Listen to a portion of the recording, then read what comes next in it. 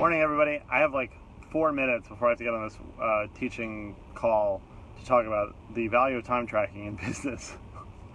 As a business owner, it's really easy to sort of get caught in the day-to-day.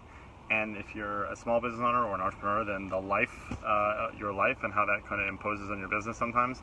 This morning, I've had to run one of my sons to an appointment and bring him back to school. One of my other sons hit his head this morning and cracked it on the side of a table, so my wife had to take him to a walk-in and have Chloe with her.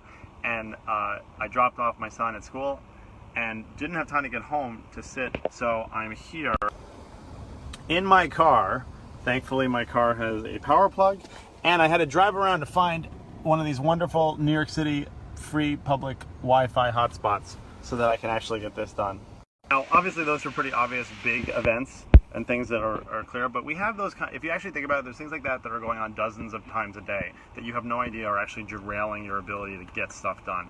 And one of the only ways you can really do that is to start to track your time. And you can do that with manual methods. You can do it on a piece of paper. It really doesn't matter. Every hour, write down what you did in the last hour. It might shock you. You can also use tools like Rescue Time or Memory.ai if you really want to. But just a little bit of awareness starts to go a long way, and you can start to see where you're spending time and where you're losing productivity by shifting gears.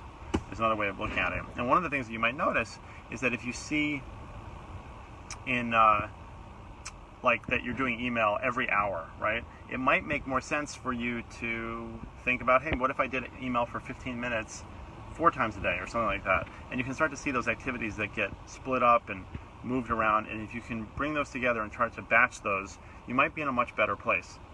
So I hope that's helpful. It's one of the things that we talk about in our Overwhelmology courses and our Optimize Operator courses is tracking your time. It's that optimization step in Optimize, Automate, Outsource, and nothing beats that. You can't do anything unless you know what you're doing it to or with. I guess that kind of makes sense.